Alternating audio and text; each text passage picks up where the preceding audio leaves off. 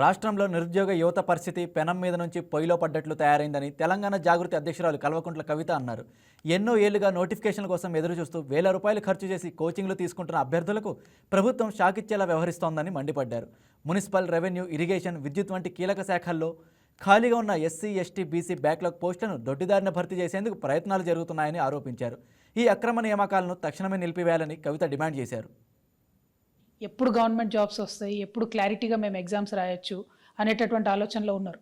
పాపం చాలామంది ఎస్పెషలీ గ్రామాలలో ఉండేటటువంటి యువమిత్రులు అందరూ కూడా వారి వారి కుటుంబాలను వదిలేసి, తల్లిదండ్రులను వదిలేసి, ఆ చిన్నపాటి వ్యవసాయం మీద వచ్చేటటువంటి డబ్బు తీసుకొని వచ్చి హైదరాబాద్లలో, దిల్సుఖ్ నగర్లో, అశోక్ నగర్లో, కేపీహెచ్బిలో ఇట్లా ట్రైనింగ్ సెంటర్స్లో ఉంటూ కోచింగ్ తీసుకుంటూ వాళ్ళు ప్రయత్నం చేస్తూ ఉంటారు.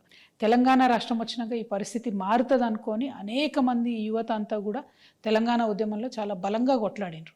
తెలంగాణ రాష్ట్రం వచ్చినాక ఏమైంది, చిన్నపాటి ఎగ్జామ్స్ మనం వేసినాం తప్పితే మెయిన్ ఎగ్జామ్స్ కానీ లేకపోతే ఒక పద్ధతి ప్రకారం, ఒక క్రమ పద్ధతిలో వాళ్ళకి అట్లా అవకాశం ఇవ్వలే. మనం ఒక్కొక్క రోజు రెండు ఎగ్జామ్లు పెట్టడం, ప్రతిదాన్ని మేము మార్చే ప్రయత్నం చేయడం, ఇట్లా చాలా జరిగినాయి.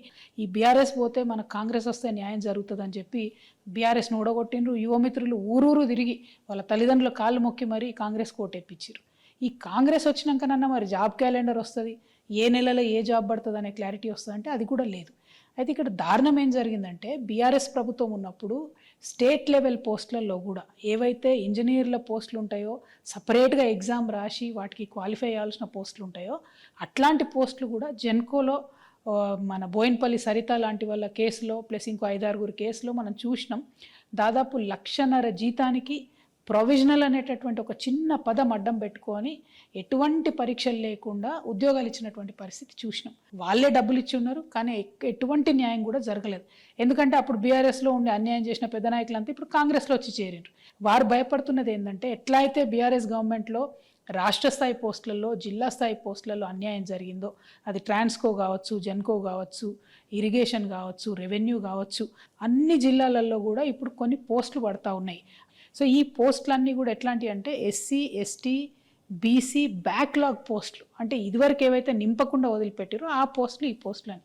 సో ఆ పోస్టులన్నింటినీ కూడా పొలిటికల్ పైరవులతోని, కొంతమంది అవినీతి అధికారుల అండతోని నింపుతున్నారు డబ్బులు తీసుకొని అనేటటువంటి ఒక ఆందోళన చాలామంది నిరుద్యోగ మిత్రులు వ్యక్తం చేస్తున్నారు. సో నేను ఈ ప్రభుత్వానికి ఒకటే హెచ్చరిక చేస్తూ ఉన్నా, ఏవైతే ఇట్లా బీఆర్ఎస్ టైంలో అన్యాయం జరిగిందో, ఏదైతే పోస్టులు అమ్ముకున్నారు అనేటటువంటి ఆరోపణలు, అక్కడక్కడ రుజువైనటువంటి ఆరోపణలు ఉన్నాయో, ఏదైతే చిన్న జిల్లా స్థాయి పోస్టులు కూడా అమ్ముకున్నారో అదే పరిస్థితి మల్లయ్యల కాంగ్రెస్లో వచ్చేటట్టు కనబడతా ఉన్నది. దయచేసి కళ్ళు తెరవండి, అధికారులకు స్ట్రిక్ట్ వార్నింగ్ ఇవ్వండి. నేను జిల్లా కలెక్టర్లందరినీ కూడా రిక్వెస్ట్ చేస్తూ ఉన్నా, ఈ డిపార్ట్మెంట్లో జిల్లా స్థాయి పోస్టులన్నీ కూడా మీ Please subscribe to YK TV Network. Please subscribe to YK TV. Please watch YK News. Don't forget to subscribe YK News channel.